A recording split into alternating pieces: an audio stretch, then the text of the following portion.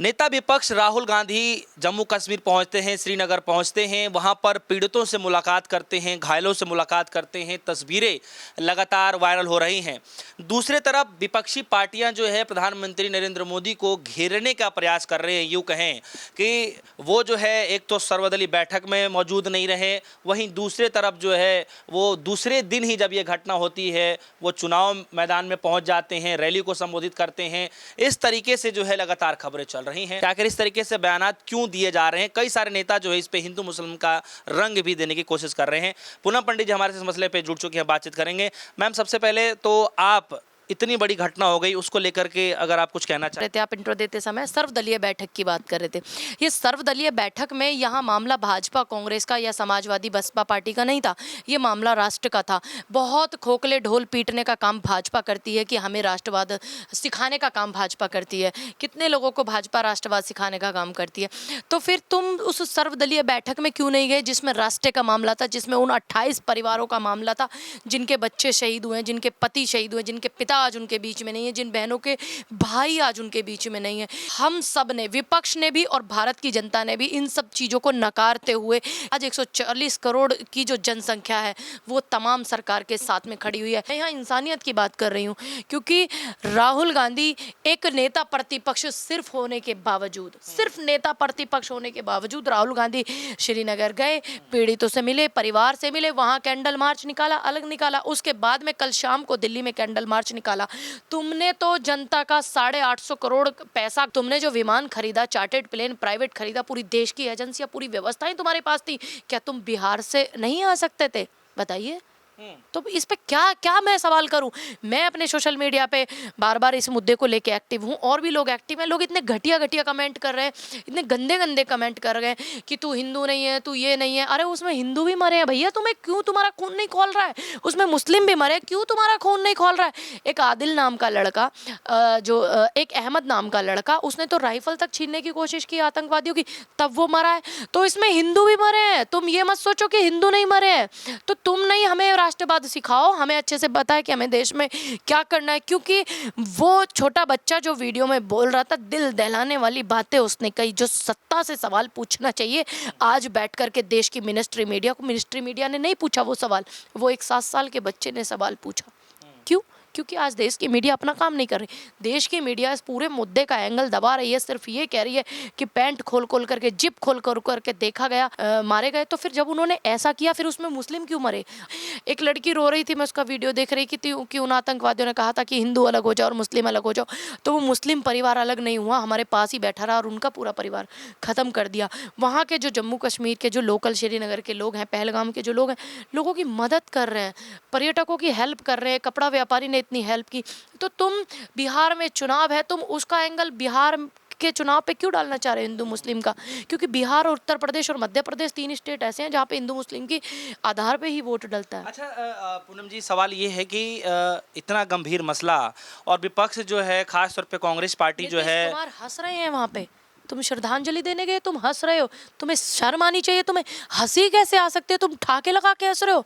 है तुम्हारा बेटा मरता कोई तो तुम्हें पता लगता कि तकलीफ किसको बोलते हैं। जिनका मरा है उनसे पूछ के देखो ना। और तुम वहां जा रहे हो, तुम्हारे मंत्री वहां जा रहे हैं। राजस्थान के मंत्री गए हैं, मध्य प्रदेश के मंत्री गए हैं, उत्तर प्रदेश के मुख्यमंत्री गए हैं। जो पीड़ित है, उत्तर प्रदेश कानपुर का भी एक बेटा जिसमें शहीद हुआ है, तो आप उनके यहाँ जा रहे हो। तुम्हें धुतकार रहे हैं। तुम्हारी सुरक्षा पे इतना जनता टैक्स देती है, तुमने नमक पे 18% टैक्स लगा रखा है, तुमने रोड टैक्स इतना बढ़ा रखा है, सड़कों का टोल टैक्स तुम इतना वसूल रहे हो। महंगाई देश में इतनी ज्यादा, जनता टैक्स क्यों दे रही है तुमको? ताकि वो तुमसे उम्मीद कर सके कि वो सुरक्षित रह रहे हैं।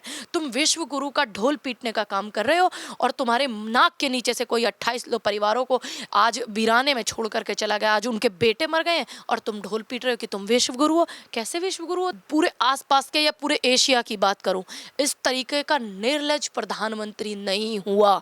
क्योंकि जहां लाशों की जो लाश ठंडी भी नहीं हुई, चिताएं ठंडी भी नहीं पड़ी हैं, और मेरे देश का प्रधानमंत्री बिहार में एक रैली को संबोधित करता है, उनके घर तक जाना उन्होंने मुनासिब नहीं समझा, सर्वदलीय बैठक में बैठना मुनासिब नहीं समझा। पहलगांव को आज मोहब्बत, भाईचारे, प्रेम और एक मजबूत नेता की जरूरत है, वो काम किया। देखिए, राहुल गांधी देश के नेता हैं, वो जननायक हैं। जननायक का नाम अगर किसी को दिया जाता है तो एक ऐसी शख्सियत को दिया जाता है जहां जनता को ज़रूरत हो और वो व्यक्ति पहुंच जाए। राहुल गांधी जी ने अपनी व्यवस्थाओं को आड़े नहीं आने दिया। राहुल गांधी वहां पीड़ित परिवार से भी मिले, सर्वदलीय बैठक की भी मांग की, जो सर्वदलीय बैठक सफल रही, विपक्ष की तरफ से सफल रही है, तमाम विपक्ष की पार्टियों की तरफ से सफल रही, सिर्फ सत्ताधारी पार्टी को छोड़ करके। वहीं पर उन्होंने अपनी जिम्मेदारी को पूरा निभाया, इसको मैं बोलूँगी। और वहीं पर हमारे देश के प्रधानमंत्री जो हैं, जो अपने आप को विश्व गुरु कहने का ढोंग करते हैं, वो वहाँ पर चुनावी रैली को संबोधित करते हैं। उधर इस इतने गमगीन माहौल में, इतने दुख की घड़ी में कि मतलब घर बैठे हुए रूह कांप जाए सोच करके व्यक्ति की, भाजपा का एक विधायक राजस्थान का, वो जो है क्या क्या नौटंकियां ड्रामे कर रहा है। वो आज देश में इस नौटंकी के ड्रामे की जरूरत है कि तुम क्या बोलते हैं, धार्मिक स्थलों के सामने जाकर के इस तरीके, अरे तुझे ढोल पीटना है गृह मंत्री के घर के आगे पीटना, तुझे ढोल पीटना है रक्षा मंत्री के घर के आगे पीटना, और तेरी औकात अगर थोड़ी सी है, तेरे अंदर इंसानियत अगर बची है, राक्षसपना तेरे अंदर नहीं है, तो तू प्रधानमंत्री नरेंद्र मोदी को ललकारना। सवाल है कि इन सब मुद्दों में जो है कुछ लोग ऐसे हैं जो कह रहे हैं कि जो है हिंदुओं का नरसंहार हो गया, चुन चुन करके हिंदुओं को ही सिर्फ उसमें टारगेट किया गया, नाम भी पूछा, मजहब नाम पूछा और साथ में धर्म पूछा, जाति नहीं पूछी। और उसके बाद देखिए, मैं बस यही बोलूँगी, क्योंकि एक व्यक्ति ऐसा भी है जो अघोषित राष्ट्रीय प्रवक्ता है भाजपा का, वो इस चीज़ को बोल रहा है जाति पाति छोड़ो, धर्म ये करो वो करो, क्योंकि इनको एक उसमें प्रो करके अपने वोट बैंक प्लस करना है, बस इतना मसला है। बाकी हम 28 इन जवानों में मुस्लिम भी मरे हैं, ऐसा नहीं है नहीं मरे हैं, मुस्लिमों ने मदद भी की है, वहाँ के लोकल लोग भी मरे हैं, उन लोकल लोगों ने मदद भी की है। तो इस भारत को आप हिंदू मुस्लिम की आग में मत झोंकिए, बार बार यही निवेदन है। आप कुर्सी के लालच में, सत्ता के लालच में ये मत कीजिए, क्योंकि भाजपा के नेताओं में इतनी ही बुद्धि, इतना ही ज्ञान है। एक बैठ करके ट्विटर पे पीयूष गोयल बोल रहा है कि राष्ट्रभक्ति नहीं है, देशभक्ति नहीं है। इसका मतलब भारत की 140 करोड़ आबादी को आप राष्ट्रभक्ति सिखाएंगे, आप देशभक्ति सिखाएंगे? आपसे अपना काम तो संभल नहीं रहा। और रेल मंत्री इस्तीफा कब का दे देता?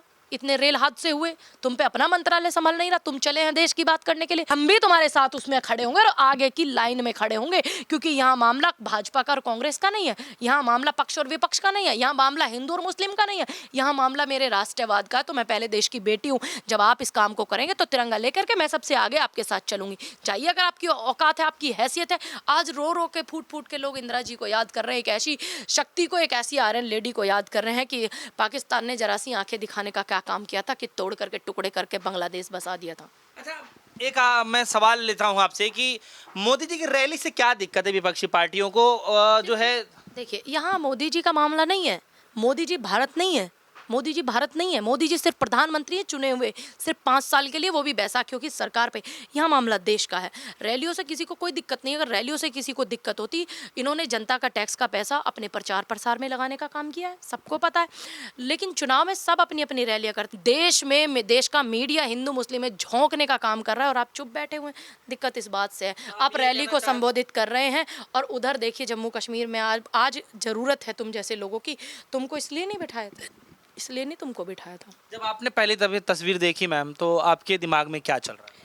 सबसे खतरनाक तस्वीर जो आई, सबसे ज़्यादा जो दिल दहलाने वाली तस्वीर आई, तो उस 7 साल के बच्चे की और उस लड़की की थी जिसकी शादी को सिर्फ 6 दिन हुए, जो अपने पति के पास बैठी हुई है, और उसकी फ़ोटो को भाजपा का blue tick account, verified account जो है, अपने सोशल मीडिया पर डाल कर के इस्तेमाल कर रहा है, जिबली बना करके कि जाति नहीं पूछी, धर्म पूछा। शर्म आनी चाहिए तुमको। तुम उस बेटी के फ़ोटो को इस तरीके से इस्तेमाल कर रहे हो, मतलब तुम्हारी मानवता ही मर गई है।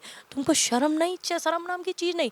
अरे तुम जहाँ जा रहे हो, जितने लोग मरे हैं, तुम्हारा विरोध हो रहा है, कुछ करो। मैं भी देश के प्रधानमंत्री से अपील करती हूँ, एक देश की बेटी होने के नाते मैं आपके DS4 के चैनल के माध्यम से बोलना चाहती हूँ कि अगर देश के प्रधानमंत्री, आज 140 करोड़ की आबादी उनके साथ है, हम सब उनके साथ हैं, क्योंकि ये राष्ट्र का मामला है, और अगर वो कोई एक्शन लेते हैं तो मैं आपके चैनल के माध्यम से मैं उनका धन्यवाद करूँगी। तो हमारे साथ जो है पूनम पंडित जी मौजूद रही, जिनसे हम खासा बातचीत कर रहे थे। अब इस मसले को लेकर कांग्रेस पार्टी भी मुद्दा बनाने को तैयार है कि इतने गंभीर मसले में सर्वदलीय बैठक में प्रधानमंत्री मोदी जी नदारद क्यों रहे।